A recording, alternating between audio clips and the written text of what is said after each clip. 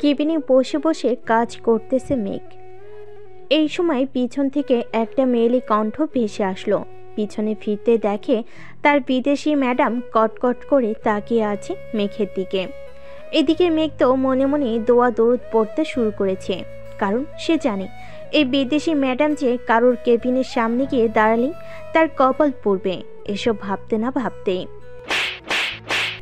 ঠাস ঠাস করে 3টা চর পড়ে গেল মেঘের গালে। মেঘ তার গালে হাত দিয়ে দাঁড়িয়ে আছে। পুরো অফিস নিস্তব্ধ, সবাই তাকিয়ে আছে মেঘের দিকে। মেঘ কি বলে সেই আশায়। বেশ কিছুক্ষণ পর মেঘ বলতে লাগলো, ম্যাডাম, আমার অপরাধটা কি? আপনি আমার গালে সকাল সকাল চড় মারলেন কেন? আমি আপনার কোন পাকা ধানে মই দিয়েছিলাম? What rubbish! আমার মুখে মুখে কথা বলা, আজকে তোকে চাকরি থেকে বের করে দেব। একটা কাজ দিলে ঠিকমতো করতে পারিস না।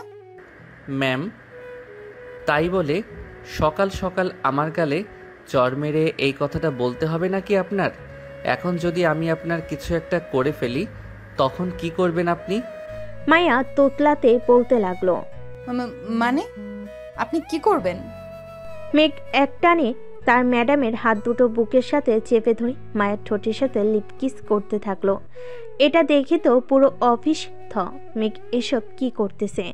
কেউ কিছু বুঝতে পারছে না। পাশের কেবিন থেকে এক আপু বলতে লাগলো, বেশ ভালোই হয়েছে, মেঘ ভাইয়া এবার উচিত একটা কাজ করেছে। এই রাগী বিদেশি ম্যাডামকে মেঘ ভাইয়াই ঠিক করতে পারবে।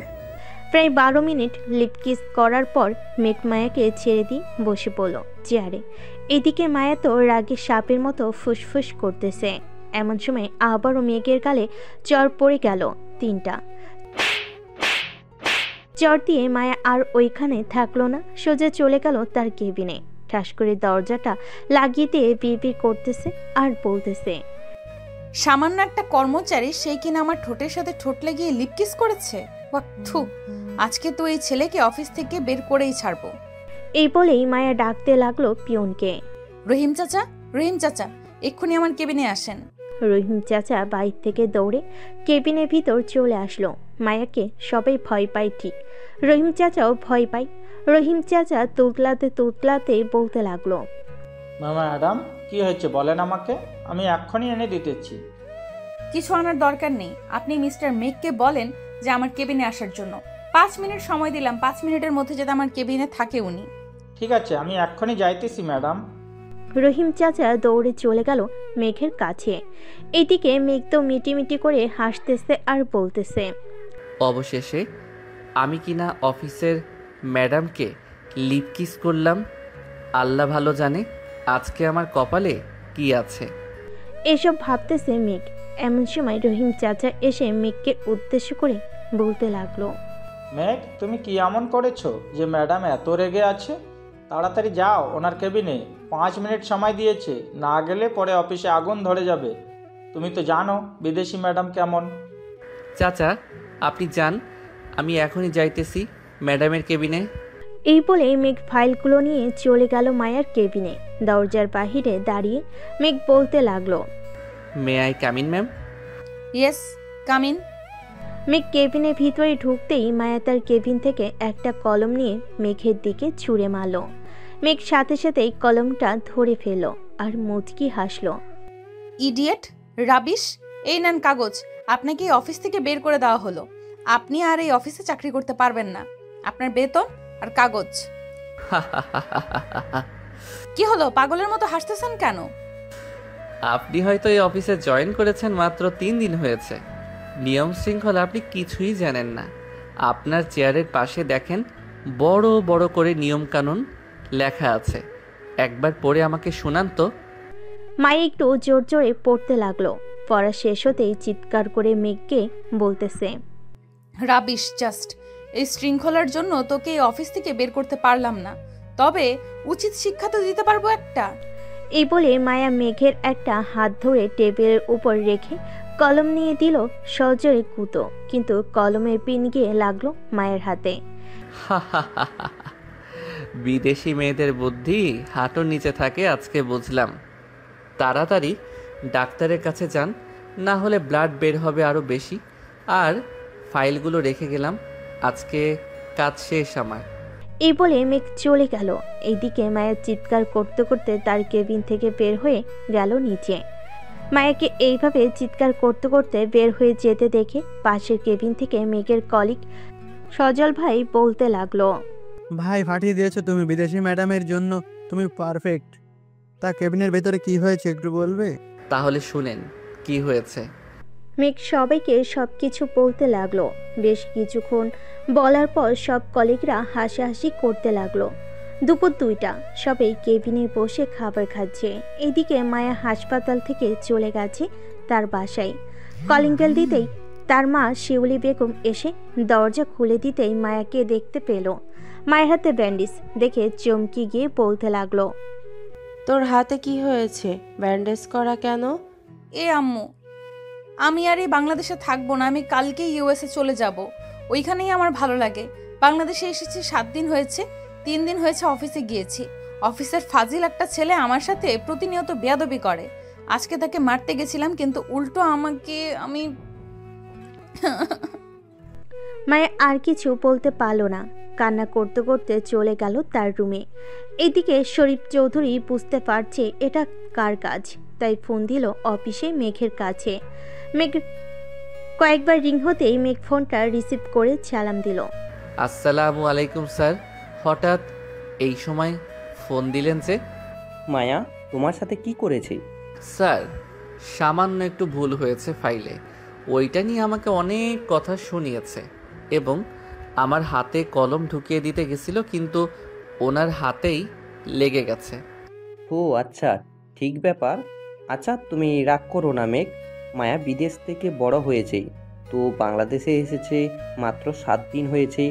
কার সাথে কেমনভাবে চলতে হবে এটা সে বুঝতে পারছে না, তুমি একটু মানিয়ে নিও।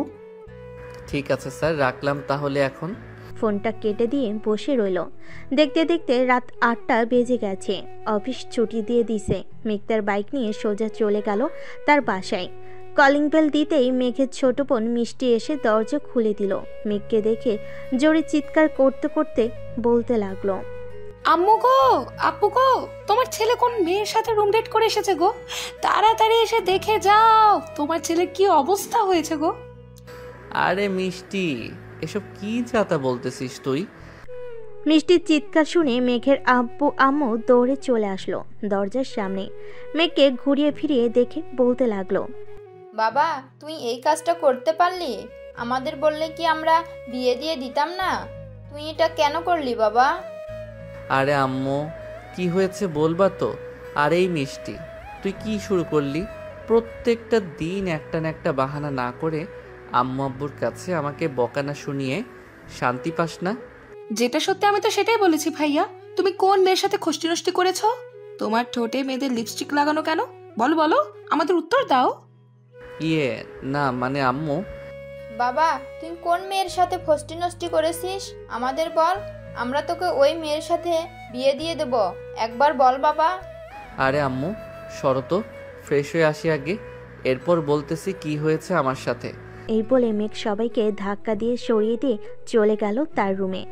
ফ্রেশ হয়ে চলে আসলো নিচে। খাবার টেবিলে বসতে বসতে বলতে লাগলো, তাহলে শোনো কি হয়েছে আমার সাথে। এরপর মেঘ সবকিছু বলল তার পরিবারকে। সবকিছু শোনার পর তো সবাই পুরাই থ হয়ে আছে। এইদিকে মিষ্টি মিটমিট করে হাসতে হাসতে বলতে লাগলো, ভাইয়া তোমার বিদেশি ম্যাডাম বেশি সুন্দরী নাকি? সুন্দরী হলে আমার কোনো সমস্যা নেই, ভাবি তো ডাকাই যায়। কি বলো আম্মু? সেটা তো সমস্যা নেই, তবে মেয়েটাকে একবার দেখতে পারলে ভালো হতো। মেঘ তুই এক কাজ করিস, মেয়েটাকে নিয়ে আমাদের বাসায় চলে আসিস একদিন, দেখবো। আম্মু ধরে নাও এটাই তোমাদের বৌমা হবে। এখন খাবার দাও, খুব ক্ষুধা লাগছে আমার। রেহেনা বেগম খাবার দিয়ে দিল মেঘকে। মেঘ খাওয়া দাওয়া করে চলে গেল তার রুমে। বিছানায় বসে ফেসবুক স্ক্রলিং করতেছে। এমন সময় মায়ের আইডি তা সামনে পেল। আইডির নাম মায়া চৌধুরী, হাতে একটা বিড়াল নিয়ে দাঁড়িয়ে আছে, প্রোফাইল পিক দেওয়া। মেঘ কি যেন মনে করে তার আইডিতে ঢুকলো। কিছুক্ষণ দেখার পর ফেসবুক থেকে বের হয়ে ফোনটা চার্জে লাগিয়ে ঘুমিয়ে গেল। এদিকে মায়া ফোনে কথা বলতেছে তার বান্ধবীদের সাথে। কিরে মায়া, কি অবস্থা তোর? মুখ এমন শুকনো মরিচ হয়ে আছে কেন? মনে হয় আজকে তেল দিয়ে মরিচটা গরম করিস নাই। কিয়া, ফাজলামি করবি না। আমি আছি টেনশনে। আব্বুর অফিসের একটা দুষ্টু ছেলে আছে। আজকে সে তোকে পরে কি বললো, কি হয়েছে? কিছু না, ঘুমা এখন। আমিও ঘুমাই, কালকে অফিসে যাইতে হবে। এই বলে মায়া ঘুমিয়ে গেল। পরের দিন সকালে মেঘ ঘুম থেকে উঠে ফ্রেশ হয়ে চলে গেল অফিসে। গিয়ে দেখে সবাই কাজ করতেছে। মেঘ তার ডেস্কে বসতেই রহিম চাচা এসে বলতে লাগলো, মেঘ, তোমাকে মায়া ম্যাডাম ডাকতেছে, বলেছে এক্ষুনি যাওয়ার জন্য। এত সকালে আবার কিসের জন্য ডাকতেছে? অফিসে আসতে না আসতেই আবার ডাক পড়লো কেন? আচ্ছা চাচা, আপনি যান, আমি যাইতেছি। রহিম চাচা চলে গেল। এইদিকে মেঘ ব্যাগপত্র রেখে সোজা চলে গেল মায়ের কেবিনে। দরজার বাহিরে দাঁড়িয়ে বলতে লাগলো, may I come in ma'am? Yes, come in. বসেন চেয়ারে, আপনার সাথে কিছু বোঝাপড়া আছে। আমার সাথে বোঝাপড়া ঠিক আছে, শুনি কি বোঝাপড়া করবেন। তবে একটা কথা, নিজের পায়ে আবার নিজেই কুড়াল মাইরেন না, এটা মনে রাখবেন। মায়া কিছু বলল না। একটা ফাইল বের করে মেঘের সামনে দিতে মেঘ ফাইলটা দেখতে লাগলো। ফাইল দেখা শেষ হতেই বলতে লাগলো, কি হয়েছে ম্যাডাম? ফাইল তো সব কিছুই ঠিক আছে, তাহলে এই ফাইলটা আবার দিলেন কেন আমাকে? কালকে এই ফাইলের জন্য তুই আমার ঠোঁটে কিস করেছিস, তাই না? আজকে দেখ আমি কি করি তোর। বলে মায়া তার চেয়ার থেকে উঠে চলে আসলো মেঘের সামনে। আস্তে আস্তে শাড়িটা খুলতে লাগলো।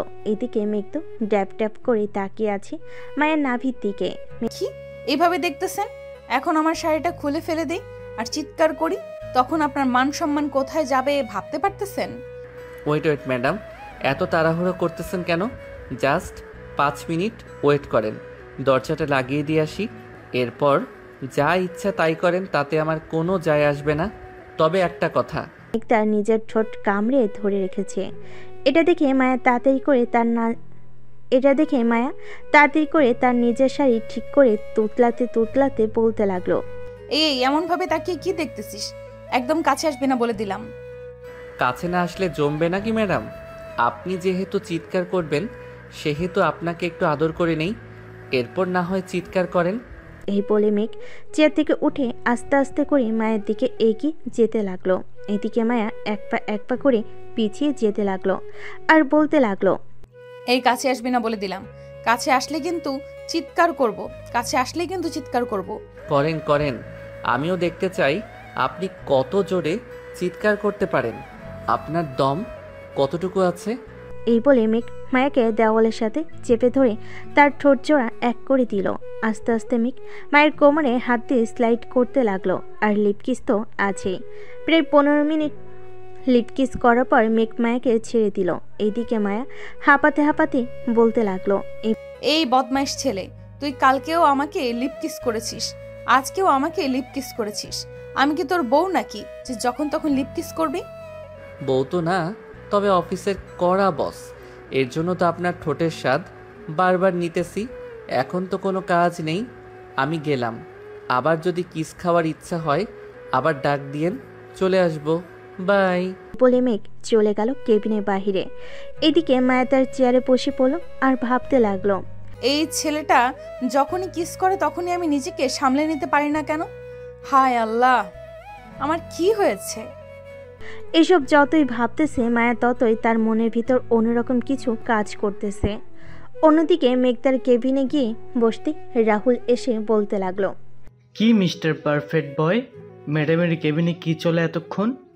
আবার দেখি ঠোঁটের মধ্যে লিপস্টিক লাগানো। তোমার লিপকিস করেছো নাকি ম্যাডামকে? লিপকিস না করলে কি আর ঠোঁটের মধ্যে লিপস্টিক লেগে থাকতো? চালিয়ে যাও, তোমার সাথে বিদেশি ম্যাডামের বেশ ভালো মিলবে। এই বলে রাহুল চলে গেল। এইদিকে মেঘ মুচকি হেসে কাজ করতে লাগলো। দুপুরে কাজ শেষ হতেই আবারও মায়ের ডাক আসলো। মেঘ মায়ের কেবিনে বসে আছে। এমন সময় মায়া বলতে লাগলো, মেঘ, দেখুন মিস্টার, আপনি যে আমার সাথে এমন করতেছেন, এইসব যাতে বাইরে কেউ না জানে। তার মানে আপনি চাইতেছেন এখন আবার আপনার ঠোঁটে কিস করি, তাই না? ওয়েট, রেডি হন। এই আপনার সমস্যা কি? ডেকেছি কাজের জন্য, আপনি শুধু বারবার কিসের কথা বলেন কেন? চুপচাপ দেখেন এই কাজটা। মেঘ তার গালে হাত দিয়ে কাজটা দেখতে লাগলো। কাজটা দেখা শেষ হতেই মায়া আবার বলতে শুরু করলো, এই প্রজেক্টের কাজটা আপনি আমাকে কালকে জমা দিবেন। কিভাবে দিবেন, কিভাবে কি করবেন আমি কিচ্ছু জানি না। কী সব বলতেছেন আপনি? এত বড় প্রজেক্টের কাজ আমি একা, তাও আবার কালকের মধ্যে করব কি করে? এত বড় কাজ পুরো অফিসের কর্মচারীরা মিলেও যদি করে তাহলেও 2 দিন লাগবে, আর সেইখানে আপনি আমাকে বলতেছেন কালকে জমা দিতে। আমি যেটা বলেছি এটাই ফাইনাল। এখন আপনি কিভাবে করবেন কিভাবে করবেন না এটা আমার দেখার বিষয় না। করে দিতে পারি, তার আগে আমার কিছু লাগবে। দিতে পারবেন তো? কি লাগবে বলেন, আমি এক্ষুনি দিয়ে আসতেছি। কি লাগবে বলেন, আমি এক্ষুনি দিয়ে দিতেছি। আপনার ওই ঠোঁটের স্পর্শ আবার লাগবে। না। মেঘ আর কোনো কথা বলতে দিল না মায়াকে, সাথে সাথে তার ঠোঁট জোড়া ডুবিয়ে দিল মায়ের ঠোঁটে।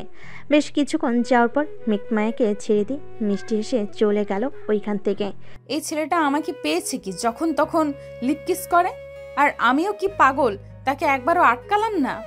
কি হচ্ছে আমার সাথে এসব চেয়ারে বসে ভাবতেছে মায়া। এইদিকে মেঘ তার কেবিনে এসে ফাইলটার কাজ করতে লাগলো।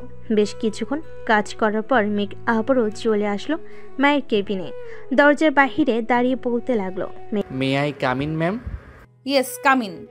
কিছু বলবেন মিস্টার মেঘ? আমি বাসায় চলে যাব এখন। বাসায় বসে বসে কাজ করব। কালকে আপনার প্রজেক্ট পেয়ে যাবেন। তা তো হবে না। আপনি দরকার পড়লে আজকে সারা রাত এই অফিসে থেকে কাজ শেষ করবেন। দরকার পড়লে আমি আপনার সাথে থাকবো, তবুও আপনি কাজ শেষ করবেন অফিসে বসে। তাহলে এক কাজ করি, যেহেতু আমাকে অফিসে থেকে কাজ করতে হবে তাহলে আমার কিছু শর্ত আছে। মানতে পারলে আমি অফিসে বসে কাজ করব। এখানে আবার কিসের শর্ত? আচ্ছা বলেন কি শর্ত, আমি মানতে রাজি আছি। আমাদের কোলে বসে থাকতে হবে আপনাকে যতক্ষণ পর্যন্ত কাজ না শেষ হবে। 2, বারবার লিপ কিস করতে হবে আমাকে। 3, যখন যা চাইবো তাই এনে দিতে হবে। পারবেন তো? Idiot rubbish!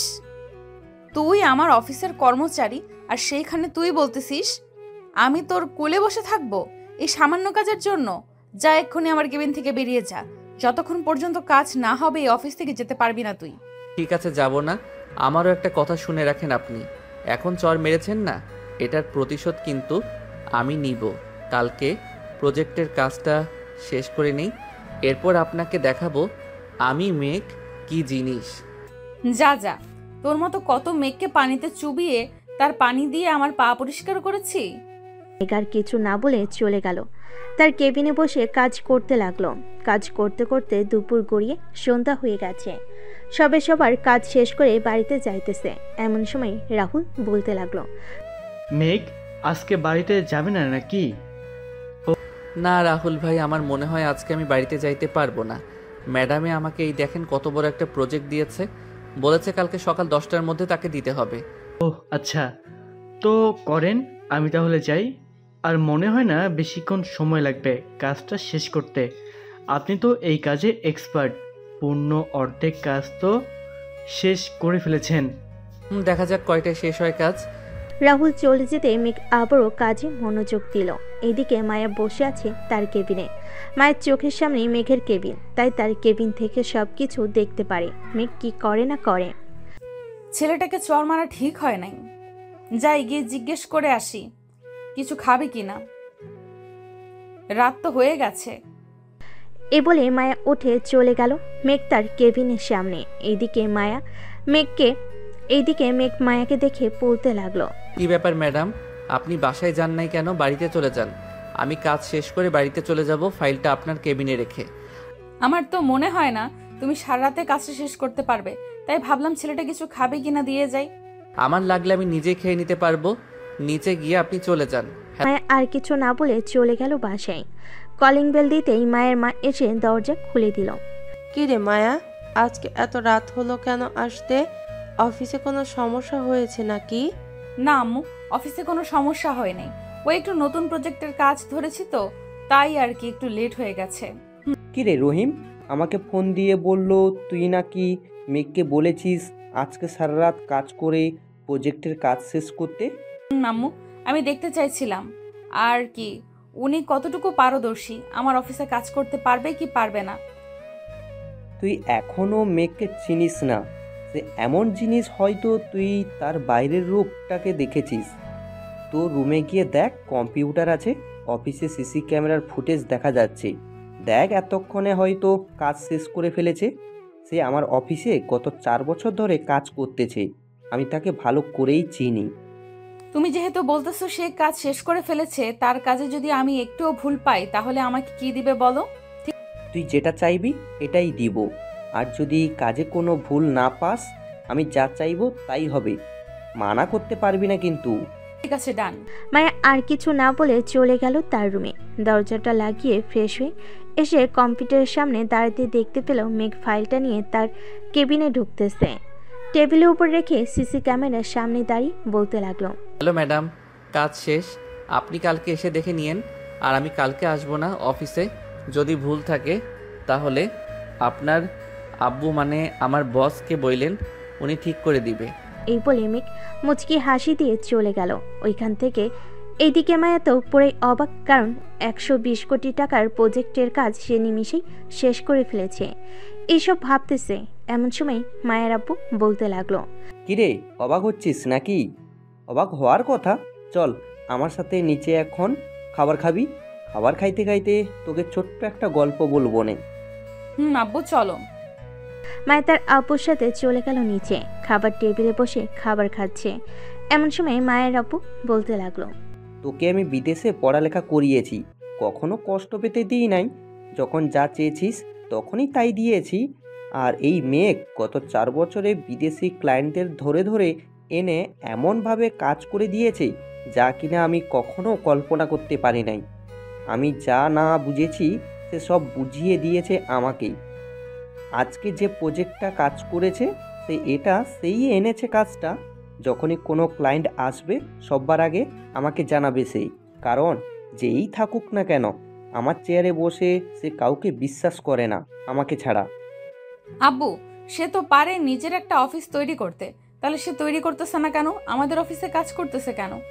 আমি তাকে অফার দিয়েছিলাম, বলেছিলাম যে তুমি আমার কাছ থেকে কিছু টাকা নাও আর ব্যাংক থেকে টাকা উঠিয়ে একটা অফিস তৈরি করো। জানিস আমার এই কথার উত্তর কি দিয়েছে? কি দিয়েছে আব্বু? বলেছে যে তার টাকার লোভ নেই, সামান্য পরিবার চলার মতো টাকা হলেই তার চলবে। আমি সেই দিন অনেক গর্ব করেছিলাম, আর সেই দিন ভেবেছিলাম তোকে যখন দেশে আনবো তখন মেঘের সাথেই তোর বিয়ে দিব। মানে আব্বু, তুমি ফাইনাল সিদ্ধান্ত নিয়ে নিয়েছো যে আমাকে ওই মেঘের সাথে বিয়ে দিবে, তাই না? মেঘের মতো ভালো ছেলে আর অন্য কোথাও পাওয়া যাবে না।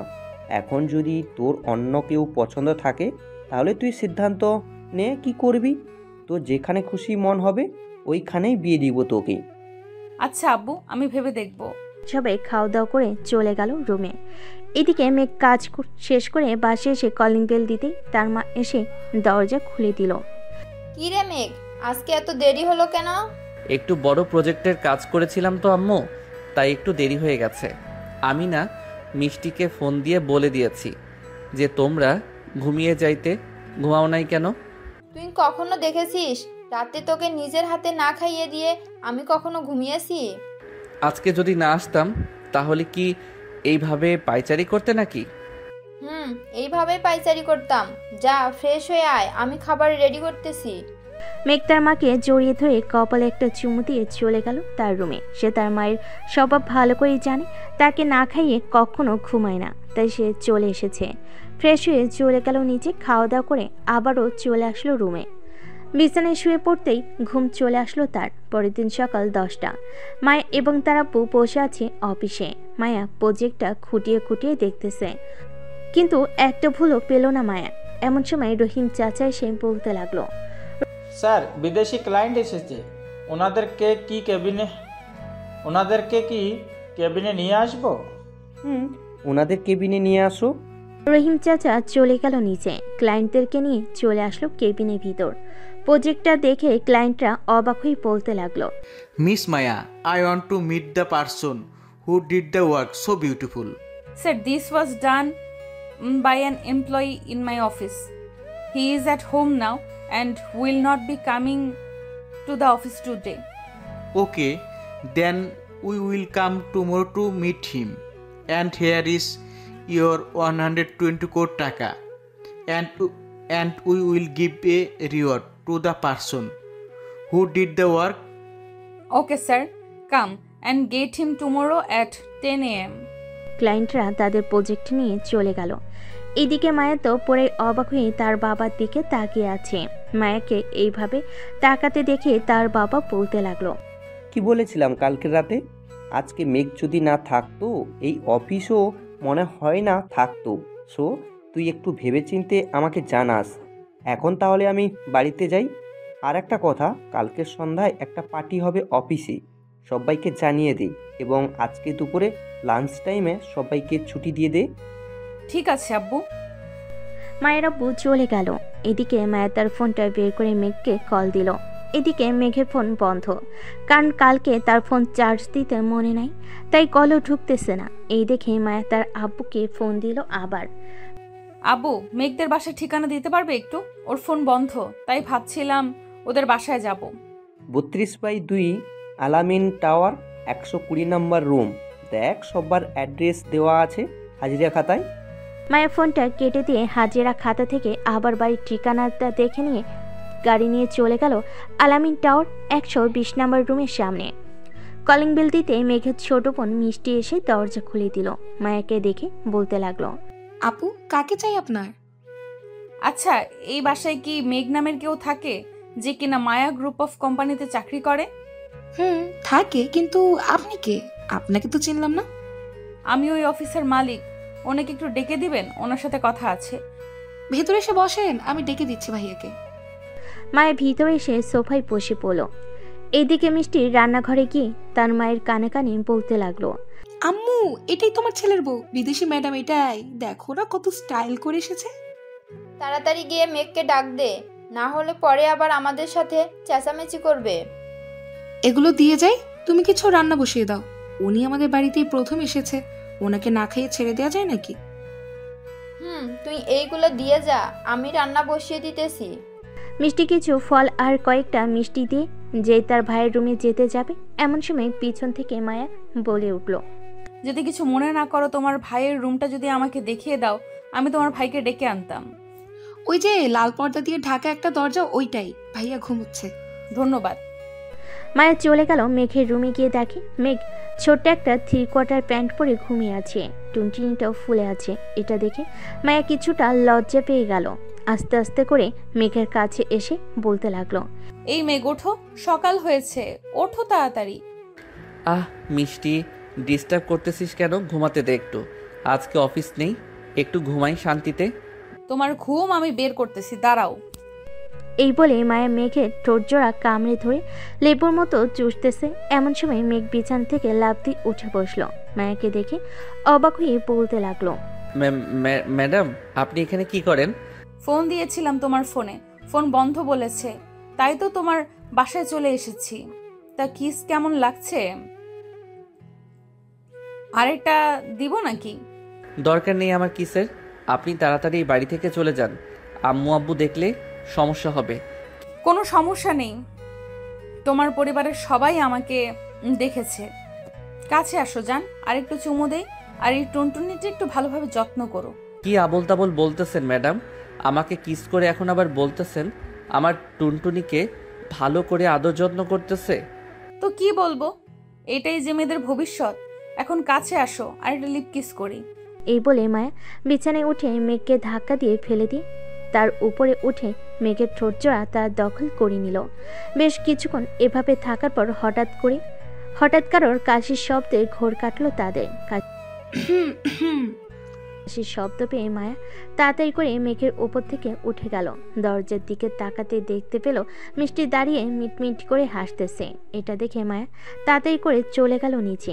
এদিকে মিষ্টি তার ভাইয়ের কাছে এসে শরীরের সাথে শরীর ঘষা দিয়ে বলতে লাগলো, কি ভাইয়া, এখনই অবস্থা বিদেশি ম্যাডামকে দেখে? ভাবছিলাম রোমান্টিক হবে না, কিন্তু এখন তো দেখি তোমার থেকেও বেশি রোমান্টিক বিদেশি ম্যাডাম। ইস, কিসগুলো সেই ছিল, ফোন থাকলে ছবি তুলে রাখতাম। তুই যাবি এখান থেকে নাকি এখন লাত্তি খাবি তুই? যাচ্ছি, সব তো দেখেই ফেলেছি। এখন যদি আমাকে বকা দাও তাহলে আমি সবাইকে বলে দেব। আর জানোই তো আমার কথা সবাই বিশ্বাস করে। কাউকে বলার দরকার নেই বইন, এখন তুই তো রুমে যা, আর না হয় নিচে গিয়ে মায়া ম্যাডামের সাথে গল্প কর। আমি ফ্রেশ হয়ে আসতেছি। মিষ্টি চলে গেল। এদিকে মেঘ ফ্রেশ হয়ে এসে দেখে মিষ্টি সবার সাথে বসে গল্প করতেছে। মেঘও তাদের সাথে যোগ দিল। দুপুরে খাওয়া দাওয়া করে মায়া মেঘের মায়ের পায়ে ধরে সালাম করে চলে গেল। বাহ মেঘ, মেয়েটা তো অনেক লক্ষ্মী আছে রে। ভাবছিলাম বিদেশি হবে, অনেক দেমাগ থাকবে, কিন্তু কিছুই নেই তার মধ্যে। আম্মু, কিন্তু একটা সমস্যা পোশাকের। এটা সমস্যা নেই, কয়েকদিনের মধ্যে পরিবর্তন হয়ে যাবে। তুই শুধু তার বাবা মাকে বলে দিবি, তাহলেই হবে। ঠিক আছে আম্মু, এখন তোমরা থাকো, আমি গিয়ে ঘুমাই। মেঘ চলে গেল তার রুমে।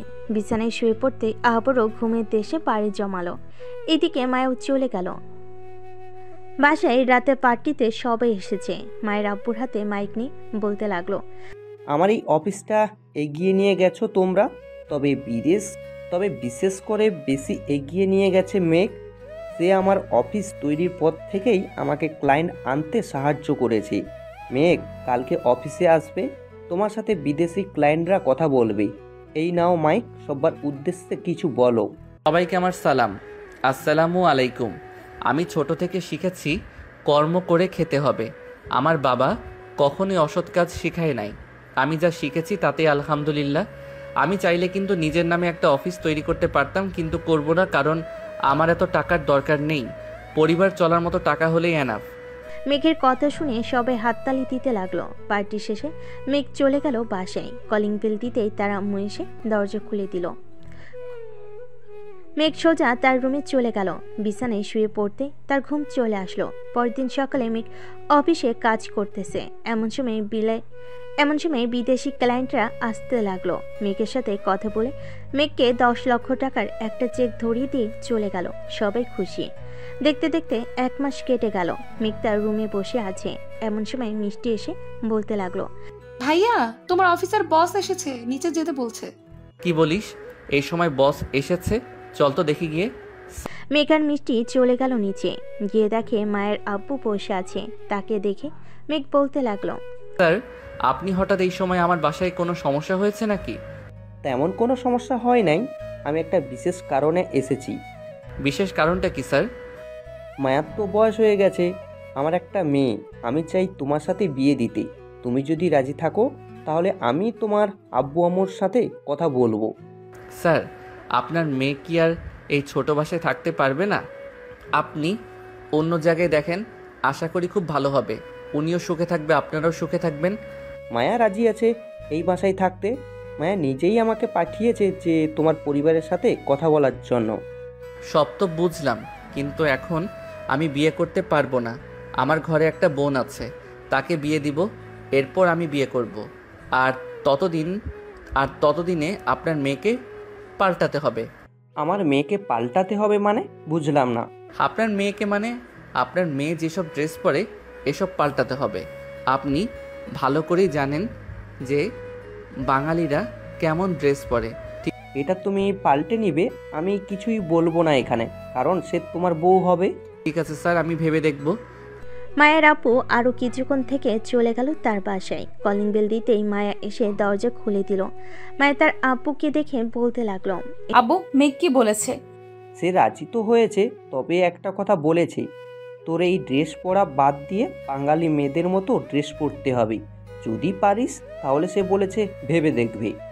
ঠিক আছে, কাল থেকেই আমি ড্রেস চেঞ্জ করব। এই বলে মায়া চলে গেল তার রুমে। পরের দিন সকালে অফিসে সবাই কাজ করতেছে। এমন সময় একটা বোরকা পরা মেয়ে ঢুকলো অফিসে। সবাই তো হতবাক, কারণ আজ পর্যন্ত এইভাবে কেউ ঢুকে নাই অফিসে। মেয়েটা সোজা চলে গেল বসের কেবিনে। বেশ কিছুক্ষণ পর রহিম চাচা এসে বলতে লাগলো, মেঘ, তোমাকে মায়া ম্যাডাম ডাকতেছে, বলেছে এক্ষুনি যাওয়ার জন্য কেবিনে। চাচা, আজকে তো মায়া ম্যাডাম আসে নাই। আমিও সকালে কয়েকবার ঘুরে দেখে এসেছি। তাহলে এখন মায়া ম্যাডাম আসবে কোথায় থেকে? বোরকা পরা মেয়ে এসেছে, ওইটাই মায়া ম্যাডাম। বলেছে এক্ষুনি যাওয়ার জন্য তার কেবিনে। ঠিক আছে, যাইতেছি। মেঘ চলে গেল মায়ের কেবিনে। চেনে বসতে বসতে বলতে লাগলো, কি ব্যাপার, আজকে এত পরিবর্তন কিভাবে হলেন? একবারে শেহজাদিদের মতো লাগতেছে আপনাকে। এইসব তোমার জন্য মেঘ, আমি আজ থেকে এইভাবেই আসবো অফিসে। আর একটা কথা, আমি তোমাকে বিয়ে করতে চাই, যত তাড়াতাড়ি সম্ভব আমাকে নিয়ে যাও। এখন বিয়ে করব না, আমি মিষ্টিকে বিয়ে দেওয়ার পর বিয়ে করব। আর আপনি চাইলে আমার সাথে রাতে থাকতে পারেন, একটু আদর করব নে। সেটা তো থাকবই, আজ থেকেই তোমার বাসায় থাকবো। আর যেটা বলেছিলাম মনে আছে তো, টুনটুনিটার একটু সেবা যত্ন কইরেন। আমি কি সেবা যত্ন করব? যেহেতু তুমি নিজেই যাবে আজকে আমাদের বাসায়, তুমি না হয় সেবা যত্ন কইরো। বিয়ের আগে ওইসব কিছু হবে না, জাস্ট কিস আর জড়িয়ে ধরে ঘুমানো, এই দুইটা ছাড়া আর কিচ্ছু করব না। তো আমাকে সব বলার জন্য ডেকেছেন তাই না? এসব বলার জন্যই ডেকেছি। এখন কেবিনে যাও, গিয়ে কাজ করো। আমি এখন বাসায় চলে যাব, আর কাল থেকে অফিস দেখাশোনার বেশিরভাগ তুমি করবে। যদি বেশি জরুরি হয় তাহলে আমাকে ফোন দিবে, আমি চলে আসব। ঠিক আছে, যান তাহলে এখন। মেঘ চলে গেল তার কেবিনে। সারাদিন কাজ করে রাতে বাসায় চলে গেল মেঘ। রাতে খাবার খাচ্ছে এমন সময় কলিং বেল বেজে উঠল। এটা দেখে মিষ্টি বলতে লাগলো, তোমরা খাবার খাও, আমি দেখে আসছি কে এসেছে। দরজা খুলতেই তো অবাক, কারণ দরজার বাহিরে মায়া ছিল। আপনি এখানে কি করেন এত রাতে? তোমাদের বাসায় থাকবো এখন থেকে। ও আচ্ছা, ভেতরে আসেন। মায়ের ভিতরে চলে আসলো। মায়াকে দেখে সবাই অবাক, কিন্তু কেউ কিছু বলল না। সবাই খাওয়া দাওয়া করে চলে গেল যার যার রুমে। এদিকে মিষ্টি আর মায়া বসে আছে। এমন সময় মায়া তার ব্যাগটা খুলে বলতে লাগলো, এই নাও, এগুলো তোমার জন্য। এত সব জিনিসপত্র, আর এগুলো দেখে তো মনে হচ্ছে সোনার, তাই না? এগুলো সোনার, আমার আরো আছে, এগুলো তোমার জন্য নিয়ে এসেছি। আমার শুধু এই গহনাটাই পছন্দ হয়েছে, আমার আর কিছু দরকার নেই, বাকিগুলো আপনি রেখে দেন। তোমার কাছেই রেখে দাও এইগুলো। আচ্ছা এখন তুমি ঘুমাও, আমি তোমার ভাইয়ার রুমে থাকবো। বিয়ের আগেই ভাইয়ার রুমে? আচ্ছা, বিয়ের আগেই ভাইয়ার রুমে? আচ্ছা আচ্ছা, যান যান। মায়ের কিছু না বলে মিষ্টি একটা হাসি দিয়ে চলে গেল মেঘের রুমে। গিয়ে দেখে মেঘ ঘুমিয়ে গেছে। তাই মায়া দরজাটা লাগিয়ে এসে মেঘকে জড়িয়ে ধরে শুয়ে পড়ল। এদিকে মেঘ মায়াকে আরো শক্ত করে জড়িয়ে ধরে শুয়ে আছে। কি ব্যাপার, ঘুমাও নাই তুমি? ঘুমিয়ে গেছিলাম, তুই তো এসে আমার ঘুমটা ভাঙিয়ে দিলি। এখন একটু আদর করে দেই। দাও। এ বলে মেঘ মায়ের ঠোঁটজোড়া তার দখলে নিয়ে নিল। বেশ কিছুক্ষণ পর মেঘ মায়াকে ছেড়ে দিয়ে মায়ের উপরে উঠে গেল। ব্যথা পাচ্ছি তো, উপর থেকে নামো। বিদেশি ম্যাডাম তো দেখি ব্যথা পায়, তার উপরে উঠলেই যখন আদর করব তখন তো কান্না করবে মনে হয়। কখনোই না, আমাকে তো দুর্বল মনে করো নাকি? তুমি তো দুর্বল, না হলে তোমার উপরে উঠতেই তুমি ব্যথায় আহ করে উঠলে কেন? জানি না, এখন ঘুমাও তো, অনেক রাত হয়েছে। মেঘ মায়াকে জড়িয়ে ধরে ঘুমিয়ে গেল। পরের দিন সকালে মিষ্টির ডাকে ঘুম ভাঙলো তাদের। ভাইয়া ওঠো, সকাল হয়েছে তো, অফিসে যাবে না নাকি? যাব, তুই যা, আমি ফ্রেশ হয়ে আসতেছি। ঠিক আছে ভাইয়া। মিষ্টি চলে যেতেই মেঘ মায়ের গালে কপালে ঠোঁটে চুমু দিয়ে উঠে গেল। ঘুমিয়ে থাকো, রাতে তো ঘুম হয় নাই তোমার? ঘুম হয় নাই তো কি হয়েছে, তুমি নিচে যাও, আমি ফ্রেশ হয়ে আসতেছি। ঠিক আছে, আসো তাহলে। ফ্রেশ হয়ে বাহিরে আসতেই দেখে মায়া উঠে গেছে। মেঘ চলে গেল নিচে। খাবার টেবিলে বসতেই তার মা বলতে লাগলো, কি যে মেঘ, মায়া কোথায়? মায়া আসলো না কেন? ফ্রেশ হয়ে আসতেছে আম্মু, তুমি খাবার দাও। সবাইকে খাবার দিয়ে দিল। মায়াও এসে সবার সাথে খাবার খেয়ে চলে গেল রুমে। রেডি হয়ে সোজা চলে গেল অফিসে। আজকে দুজনকে একসাথে দেখে সবাই অবাক হলো। মেঘ তার কেবিনে এসে বসতে রাহুল এসে বলতে লাগলো, কি ব্যাপার মেঘ, আজকে দুজন একসাথে আসলে যে? নিচে দেখা হয়েছে নাকি বাড়ি থেকে একসাথে এসেছো? বাড়ি থেকেই একসাথে এসেছি। তার মানে তুমি ম্যাডামকে পেয়ে গেছো? অবশেষে ম্যাডামকে পেয়ে গেছি।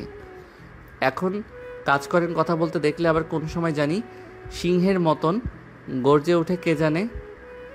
মেঘের কথা শেষ না হতেই মায়া এসে বলতে লাগলো, তোমার সাথে অফিসে যাব। এখানে কি হচ্ছে? এটা অফিস, এখানে কথা বলা বারণ, শুধু কাজ করবে, এর বেশি কিছু না। ওই একটা প্রজেক্টের ব্যাপারে কথা বলছিলাম ম্যাডাম, সরি আর কথা বলবো না। ঠিক আছে, তাহলে কাজ করো, আমি বাসায় চলে যাইতেছি। যদি জরুরি কোনো দরকার হয় আমাকে ফোন দিবে তোমরা, আমি চলে আসব। ঠিক আছে ম্যাডাম। মায়া চলে গেল। এদিকে পুরো অফিসের সবাইকে ডাকতে লাগলো। মেঘ সবাইকে ডেকে একসাথে জড়ো করে তারপর বলতে লাগলো, সবাই শুনো, কাল থেকে এই অফিসটা এইভাবে চলবে না। সবাই সবার সাথে কথা বলবে, হাসি খুশিভাবে কাজ করবে। তবে একটা কথা, কাজ শেষ করে যত পারো কথা বলো, কেউ বারণ করবে না। মেঘ, এটা তো তুমি এইখানে বলতেছো আমাদের, কিন্তু আমাদের বস কি আর এটা মেনে নেবে? উনি তো এমনিতেই রাগী, একটু আগেও তো দেখলে সামান্য কিছুক্ষণ কথা বলার জন্য কেমন করেছে। আগের টপিক বাদ, এখন নতুন করে কাজ শুরু হবে। আমি যেটা বলবো এটাই করবে। পরে যদি কেউ কিছু বলে সোজা আমার নাম বলবে, আর না হয় আমাকে ডেকে নিয়ে যাবে। ঠিক আছে, তাহলে আমরা গিয়ে কাজ শুরু করি। এই বলে সকল কর্মচারীরা কাজ করতে লাগলো। বেশ কিছুক্ষণ পর কাজ করার পর সবাই খাবার খেতে চলে গেল। দেখতে দেখতে কেটে গেল 2 দিন। রাতে খাওয়া দাওয়া করে মেঘ বিছানায় শুয়ে আছে। এমন সময় মায়া আসলো। মেঘকে শুয়ে থাকতে দেখে বলতে লাগলো, কি ব্যাপার, এত তাড়াতাড়ি শুয়ে পড়ছো কেন? ওঠো, গল্প করবো ছাদে গিয়ে। এখন গল্প করা লাগবে না, অনেক রাত হয়েছে। আর কালকে অফিসে জরুরি একটা মিটিং আছে, ওইটাতেও ভালো করে কথা বলতে হবে। ও আচ্ছা, তো ঘুমাও। এই বলে মায়াও মেঘকে জড়িয়ে ধরে ঘুমিয়ে পড়ল। পরদিন সকালে দুজনে ঘুম ভাঙতে ফ্রেশ হয়ে অফিসের জন্য রেডি হয়ে চলে গেল। অফিসে গিয়ে দেখে সবাই চলে এসেছে। মেঘ তার কেবিনে ঢুকতেই হঠাৎ কোথা থেকে যেন একটা মেয়ে এসে মেঘকে জড়িয়ে ধরে।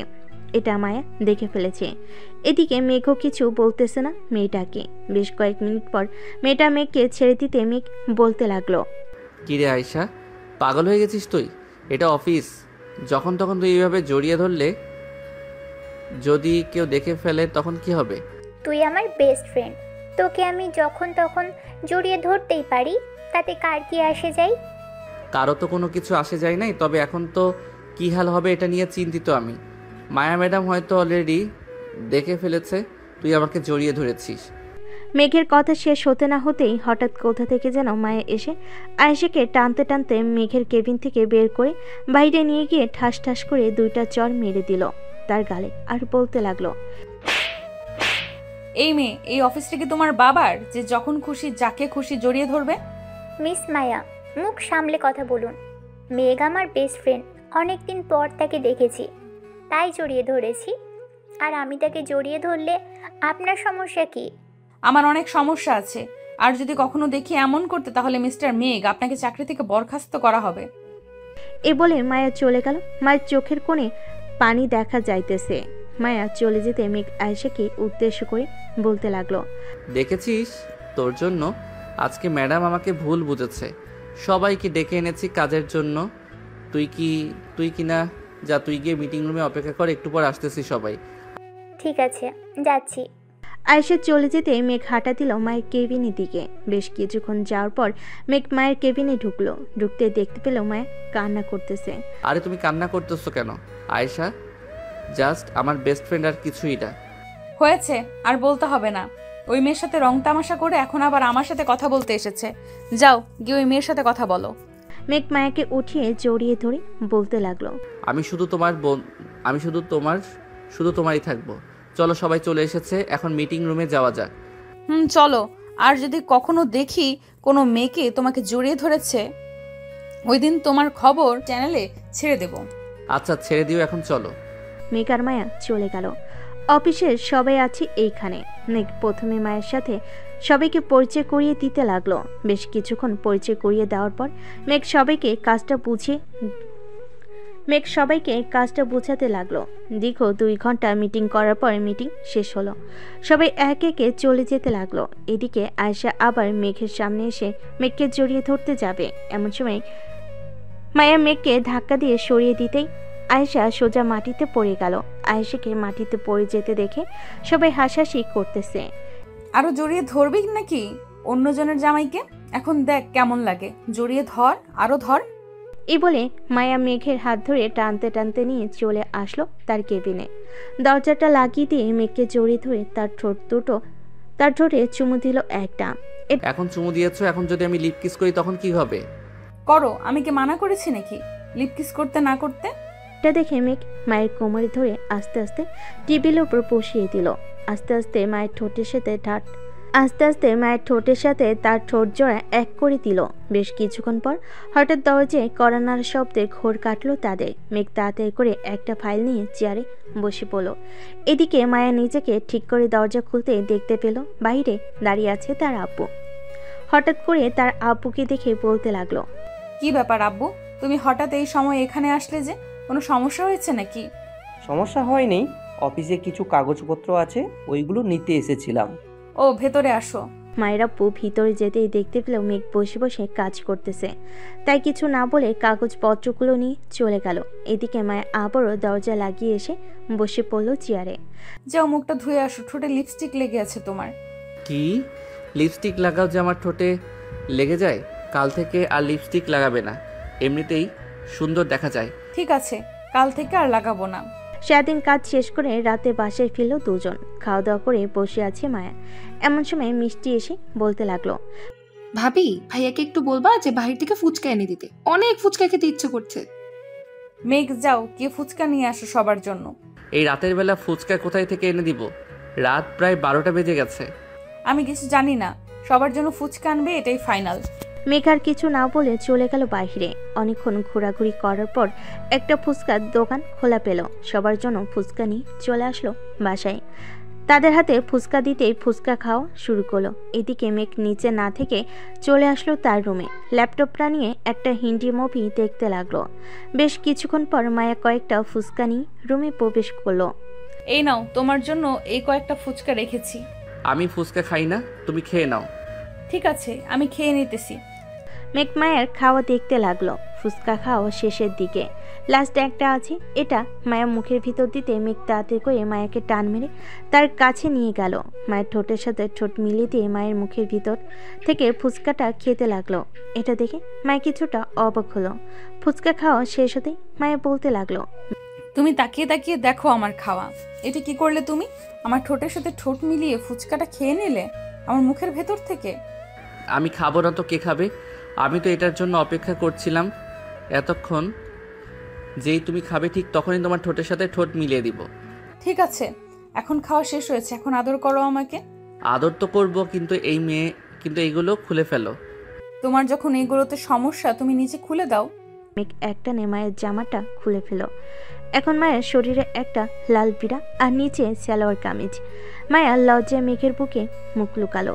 এতই লজ্জা করতেছে তোমার? যখন ওইগুলো করব তখন কি করবে তুমি?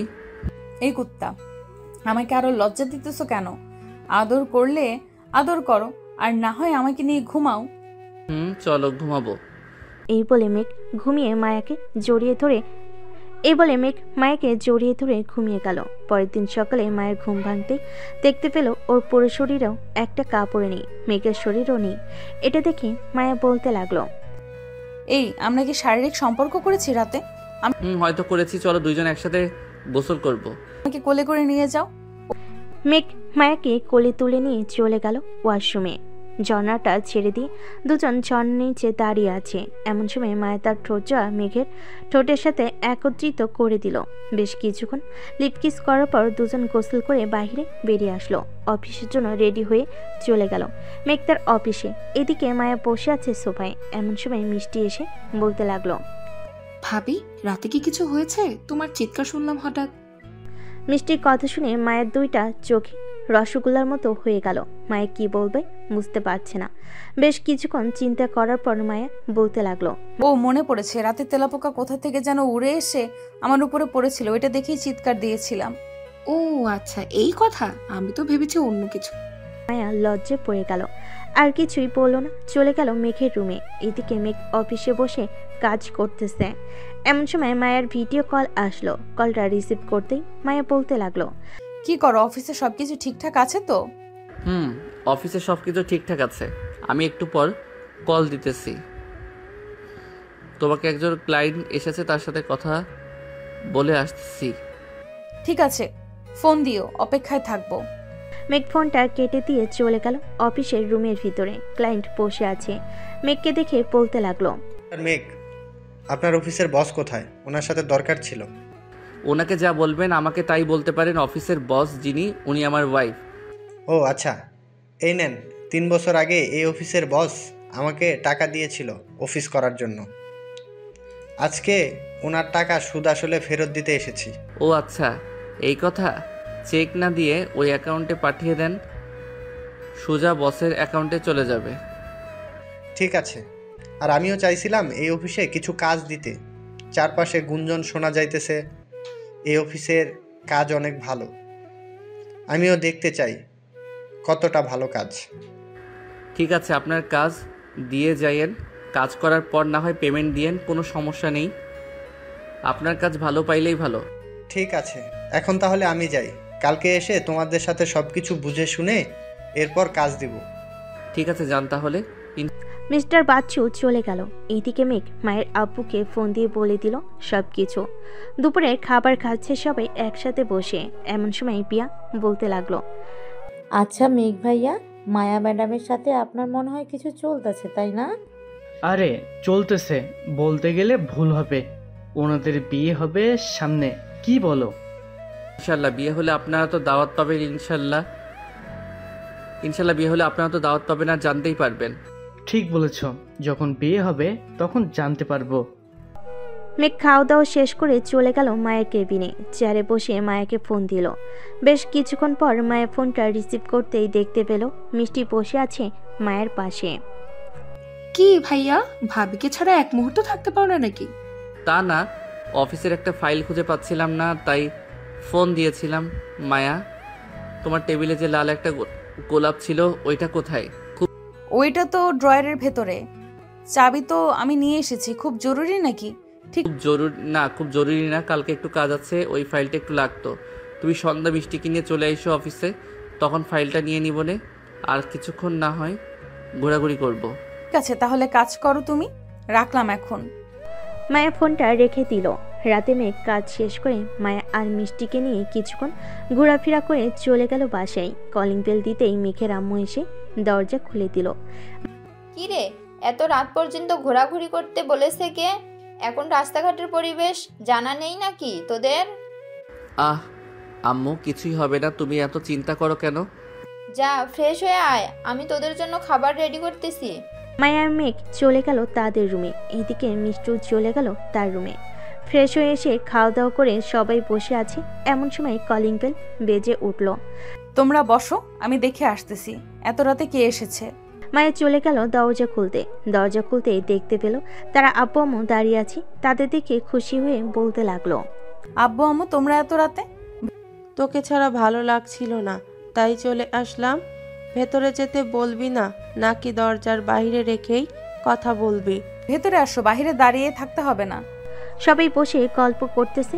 এমন সময় মায়ের আব্বু বলে উঠল, বেআই সাহেব, আমার মেয়ে যখন আপনার বাসায় থাকে, আমি ভাবছিলাম কি এইভাবে না রেখে ওদের বিয়েটা যদি দিয়ে দিই আমরা, তাহলে বেশ ভালো হতো না?